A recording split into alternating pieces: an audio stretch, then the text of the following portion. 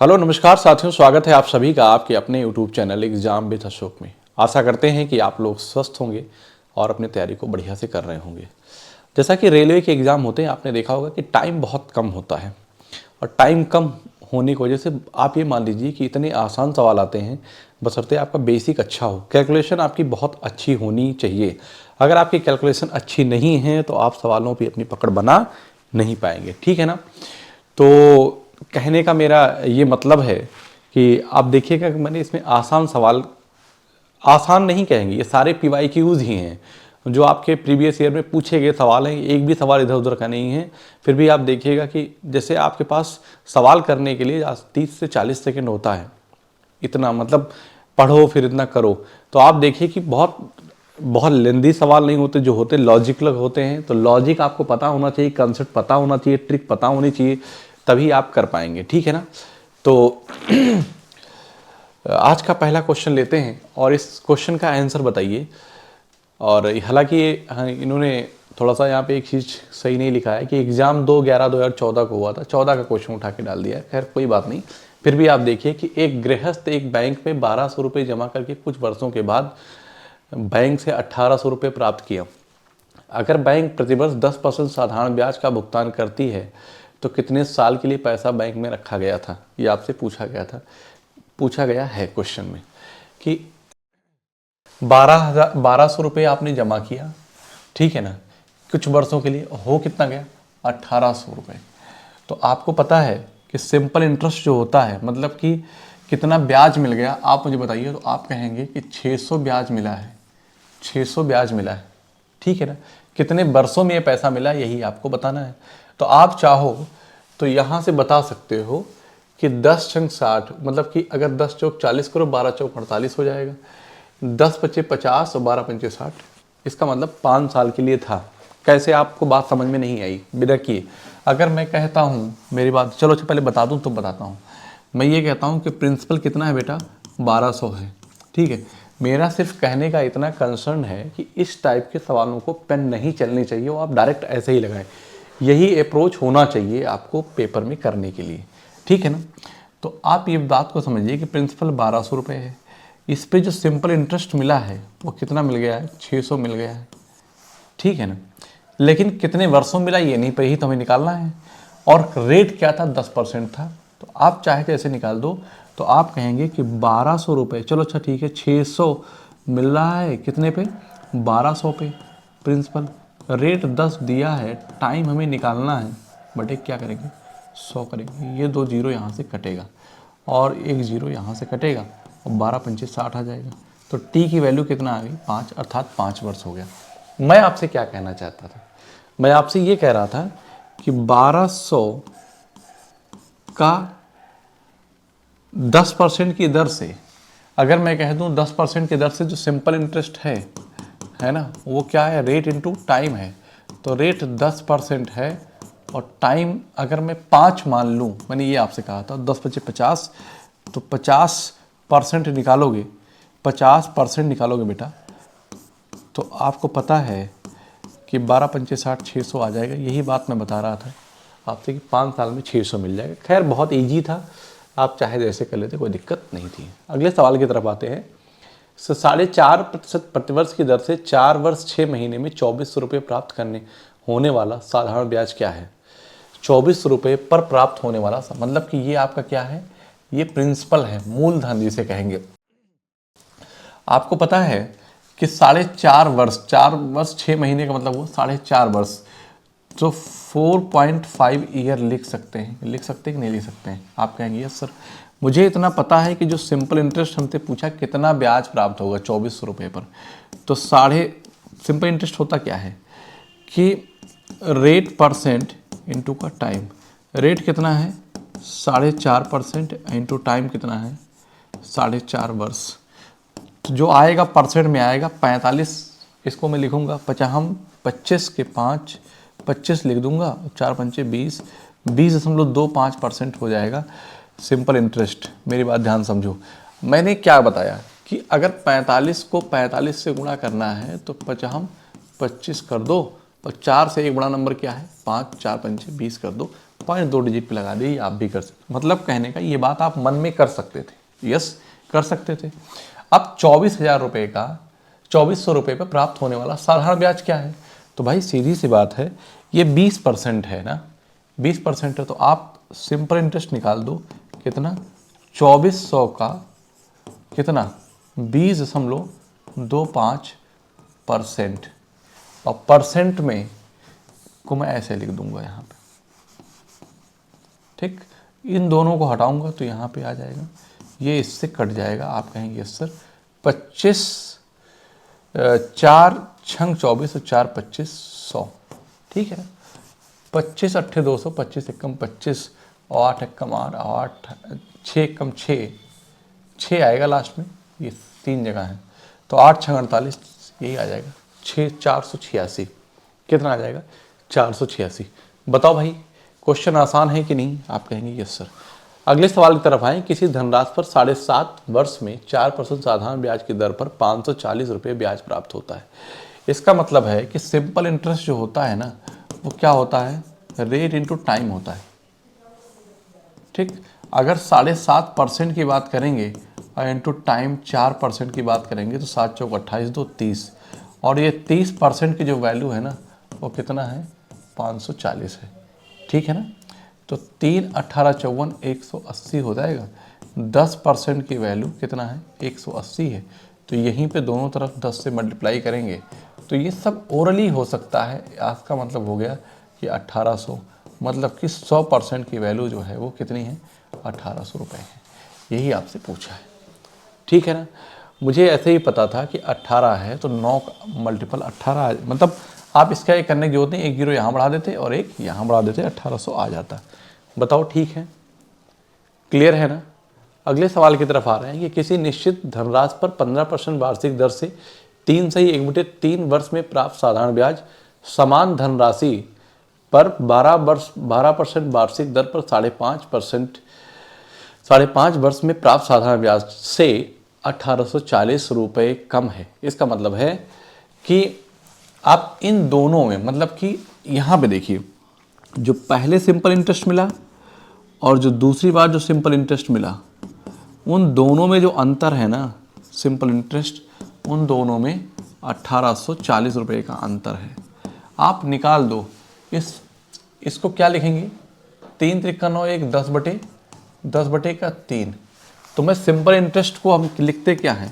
Rate percent into time लिख देते हैं, रेट परसेंट इंटू टाइम लिखते हैं। तो रेट कितना है? 15 करेंगे गुणे 10/3, 3 पचे 15 तो 10 पचे 50, ठीक।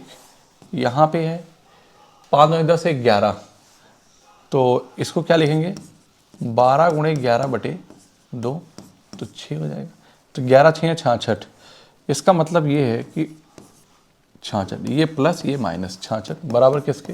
1840 के। भैया बड़े में से छोटा घटता है, तो 16% आ गया, और 16% की वैल्यू कितनी है? 184, मतलब 1840 है। हमसे धनराशि पूछा है, तो 16 छक्का 96, चलो ठीक है 4 से कट कर देता हूँ, तो इससे फ़ायदा क्या हो जाएगा मुझे? फ़ायदा होगा 4 चौक 16, 4 चौक 16, 4 छंग 24, 25 से दोनों तरफ मल्टीप्लाई कर दूंगा, इधर भी और इधर भी 25 से मल्टीप्लाई करूंगा, तो ये 100% हो जाएगा। आप कहेंगे यस सर। और 25 शून्य, 25 छक्का 150 के शून्य 15, 25 चौका 100, कितना हो जाएगा? 115। सही है। 11,500 ऑप्शन है क्या? आप कहेंगे यस सर, 11,500 ऑप्शन में है। कोई दिक्कत हो तो बताओ। यहाँ तक मुझे लगता नहीं कि कोई प्रॉब्लम होगी, ठीक है।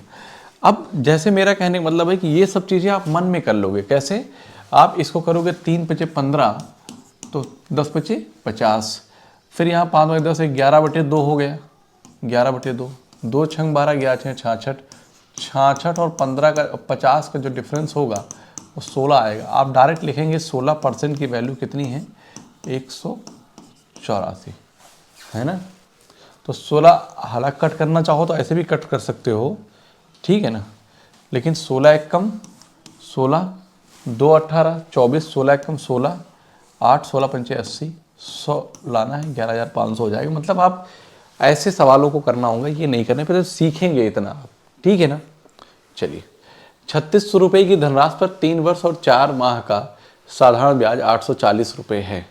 वार्षिक ब्याज दर ज्ञात कीजिए।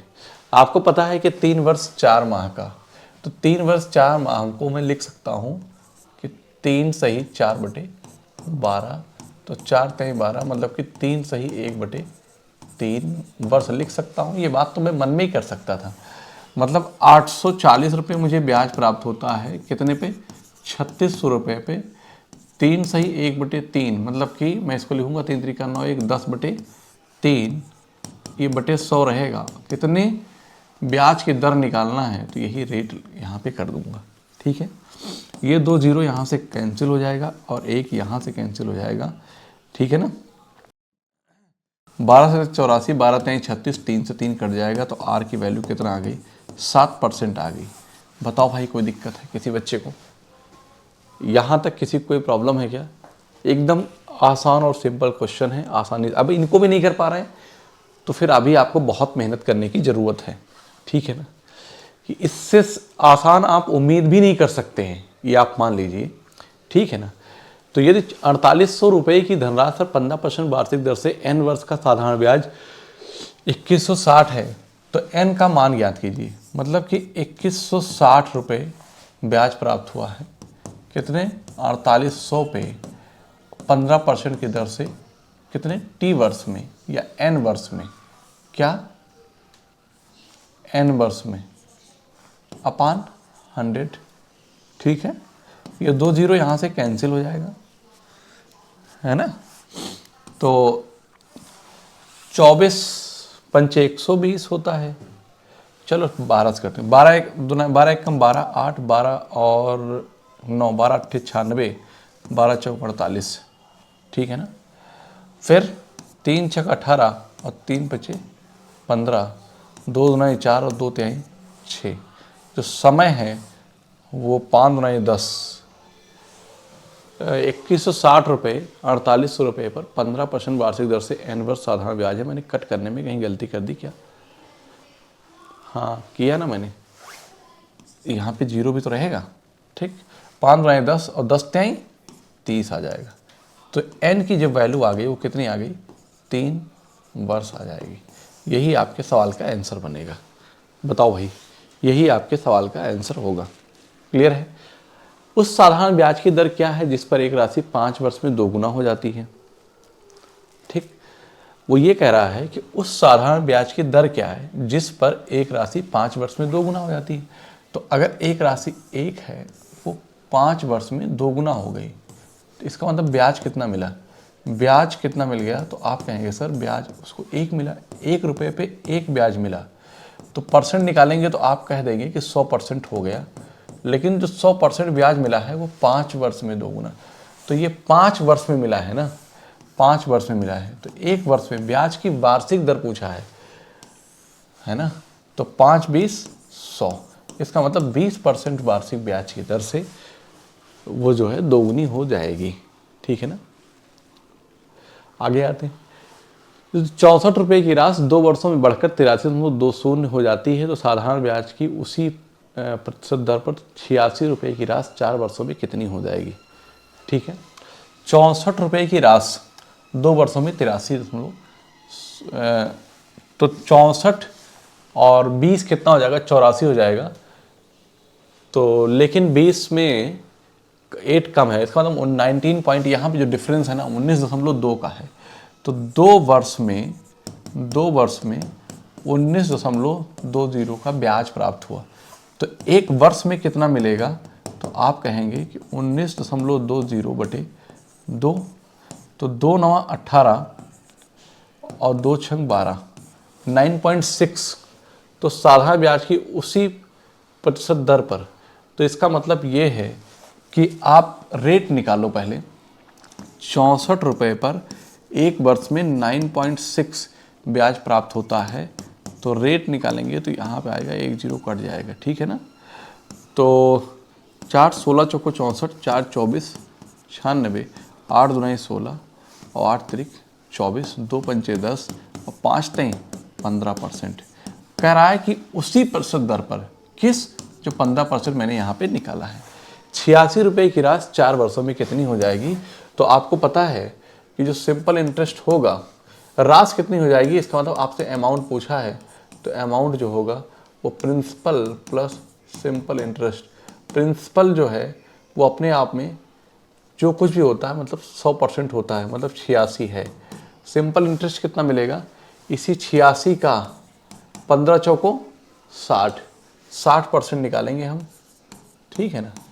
बहुत सारे तरीके हैं, तो 2 पंचे 10, 2 तिहाई 6, पॉइंट में आंसर आएगा, ठीक है। तो 5, 16 पंचे 80, 17 पंचे 85, 1 5 9 10, ठीक। तो आप कहेंगे कि 86 प्लस 3 9 6, 3 से 21 के 1, 3 एकम 3, 2 5, तो 17 तिहाई 51.6 जोड़ूंगा तो 6 लास्ट में आएगा। 6 एक ही ऑप्शन में आ रहा है 137.6 में, ठीक। 6 1 7 और 8 5 13, 137.6 रुपये आएगा इसका मतलब, ठीक। आप इसको ऐसे करने की बजाय जब यहाँ 15% निकाले थे तो 15 चौको 60, तो आप ये कह देते हैं कि 100% की वैल्यू जो है कितनी है? 86, ठीक है। तो बस आपको क्या निकालना था? 115% 160% की वैल्यू निकालना था। 160% की जो वैल्यू होगी ना, 50% वैल्यू कितना होगी जरा मुझे बताओ। अगर मैं कहूँ तो 50% की वैल्यू कितनी होगी, तो आप कहेंगे सर 2 चौको 8, 2 तिहाई 6, और 10% की वैल्यू कितनी होगी, तो आप कहेंगे 8.6। तो मैं इसको जोड़ूंगा तो कितना हो जाएगा? 160% हो जाएगा, गुणा भाग कुछ नहीं करना, 0.6 और 8 6 14 3 17 के 7, 8 4 12 1 13। देखो आ गया कि नहीं आ गया? मतलब कहने का कि ये भी एक तरीका, ना कहीं गुणा करना है ना भाग करना है। मुझे ये पता चल गया 160% की वैल्यू निकालना, 100% की वैल्यू ये थी, 50 ये होगी और 10 की ये होगी, आराम से निकाल दिया। एक भी कहीं गुणा मैंने नहीं किया। यहाँ पे फिर भी मुझे ये करना पड़ा, कट करना पड़ा, गुणा करना पड़ा, कुछ भी नहीं करना। ये भी एक तरीका है सवाल निकालने का। क्लियर है बात? आगे चलते हैं, सब सीखना पड़ेगा। साधारण ब्याज दर पर निवेशित एक धनराशि 3 वर्ष में बढ़कर 1512 और 4.5 वर्ष में बढ़कर 1668 रुपये हो जाती है। इस धनराशि पर लागू ब्याज दर ज्ञात कीजिए, ठीक है। करा साधारण, मान लीजिए कि प्रिंसिपल कितना है बेटा? मान लीजिए कि प्रिंसिपल P है, और वो 3 वर्ष में 1512, ठीक, और 4.5 वर्ष में 1668 रुपये हो जाती है। 1668 कितना? 4.5 वर्ष में, 4.5 वर्ष में। इसका मतलब है क्या? ये 1.5 वर्ष होगा, 1.5 वर्ष होगा। तो 8 में से 2 गया, कितना हो जाएगा? 6, 6 में से 1 गया 5, और 6 में से 5 गया 1, 156।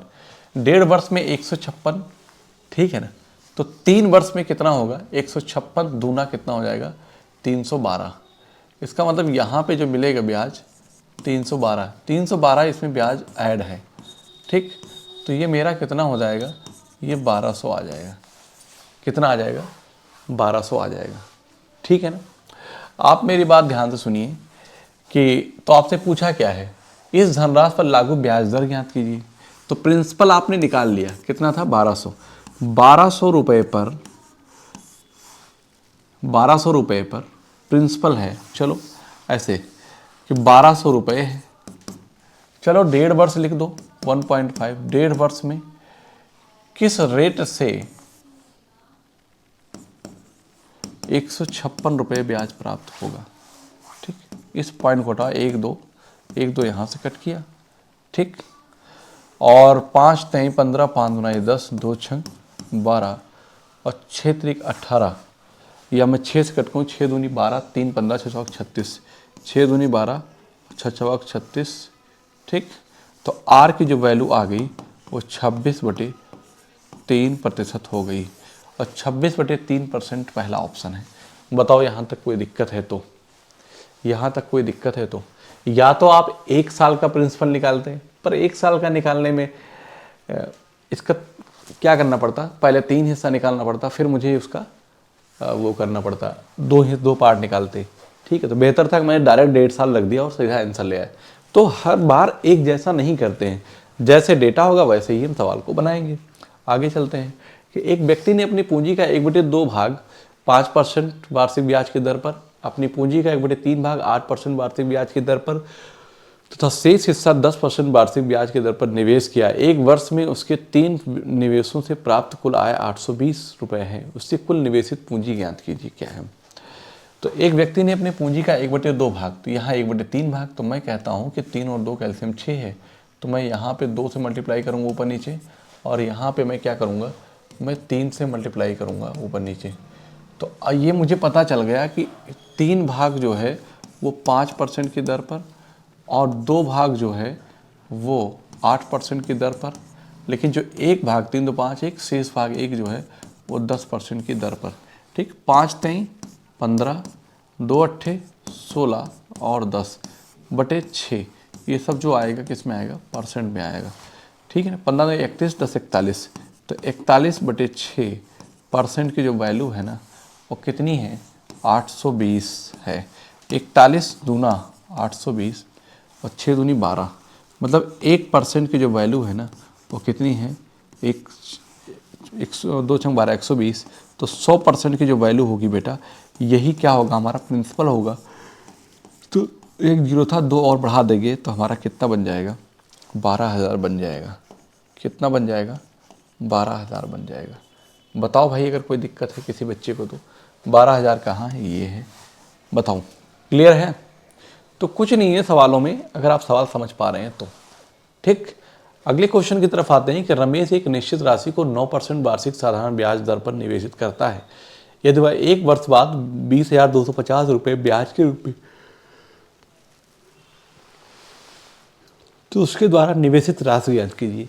आप जानते क्या कह रहा है ये है क्या, 1 वर्ष बाद 20,250 रुपये ब्याज के रूप में प्राप्त करता है, और 1 वर्ष का ब्याज कितना, 9%। इसका मतलब ये है कि 9% की जो वैल्यू है ना वो 20,250 है।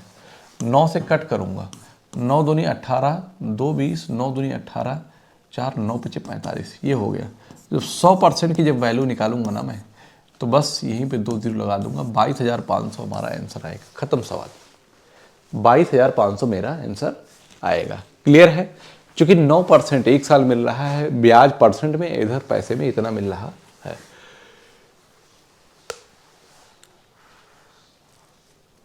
एक मूलधन जब प्रतिवर्ष 10% वार्षिक साधारण ब्याज पर निवेश किया जाता है तो 3 वर्षों के बाद उसका मिश्रधन 9,360 रुपये हो जाता है। 1 वर्ष में समान दर पर समान मूलधन पर साधारण ब्याज कितना है। तो पहले आप क्या करो, पहले आप इसका प्रिंसिपल निकालो कितना है। तो मैं कहूँगा कि एक मूलधन जब प्रतिवर्ष 10% साधारण में निवेश किया था, 3 वर्षों के बाद उसका मिश्रधन कितना हो जाता है। तो मैं कहता हूँ कि 3 वर्ष में सिंपल इंटरेस्ट जो होगा, जो यहाँ पे अमाउंट दिया है ना 10,33, मतलब 130% की वैल्यू है 9,360 है। कह रहा है 1 वर्ष में समान दर पर मूलधन पर साधारण ब्याज कितना होगा, साधारण ब्याज। इसका मतलब है कि आपको प्रिंसिपल तो अपने आप में 100% होगा ही होगा। ठीक है, कह रहा है 1 वर्ष में कितना होगा, तो 1 वर्ष में तो मैं कहता हूँ प्रिंसिपल प्लस सिंपल इंटरेस्ट, तो 1 वर्ष में 10% ब्याज मिलेगा। ठीक, और प्लस का 100%। ठीक, 110% की वैल्यू आपको निकालना है। तो आंसर वही होगा, आंसर वही होगा जो 110 के फॉर्म में आएगा। तो मैं यहाँ पे देखूंगा इसको, 13 से कटेगा क्या, 13 91 और 13 तो नहीं 26, ठीक, 720 है। तो मैं यहाँ पे क्या कहूँगा कि 10% की वैल्यू जो है ना वो 720 है। तो बस हमसे यही पूछा है कि मूलधन पर साधारण ब्याज कितना होगा, तो वही 10% ब्याज मिलेगा। 10% की वैल्यू मैंने डायरेक्ट निकाल दिया, तो हमारा आंसर क्या आ गया, 720। ठीक है, अमाउंट नहीं पूछा है हमसे, मूलधन पर साधारण ब्याज। भाई साधारण ब्याज 10% मिले, 10% की वैल्यू पूछा है मुझसे, बात खत्म। इसका मतलब है कि 720 आएगा। एक रात 7.5% साधारण ब्याज प्रतिवर्ष पर निवेश करने पर 4 वर्ष की अवधि पूरी होने के बाद 819 रुपये हो जाती है। निवेशित राशि क्या थी? निवेशित राशि क्या थी? 7.5% की दर से निवेश 4 वर्ष की अवधि पूरी होने के बाद 819 हो जाती है। इसका मतलब ये अमाउंट है। तो 7.5 15 15 दूना 30, इसका मतलब है कि 130% की वैल्यू जो है ना वो 819 है। निवेशित राशि ज्ञात करना है, इसका मतलब प्रिंसिपल निकालना है। 100% की वैल्यू जब मैं निकालूंगा 13 से कटेगा, 13 छक 78 और 13 तिया 39, तो 10% की वैल्यू कितनी है? 63 है। तो 100% की जो वैल्यू होगी 10 से इधर गुणा करेंगे और 10 से इधर गुणा करेंगे तो ये कितना हो जाएगा? 630।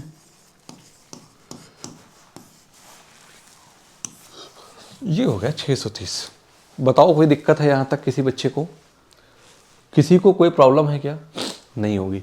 5750 रुपये की धनराशि साधारण ब्याज पर 13% की वार्षिक दर से 4 वर्षों के लिए निवेश की गई। ब्याज सहित प्राप्त होने वाली कुल राशि ज्ञात करें। मतलब ब्याज सहित प्राप्त होने वाली 5750 रुपये आपने 13% की दर से 4 वर्षों में लगाया, ठीक है ना?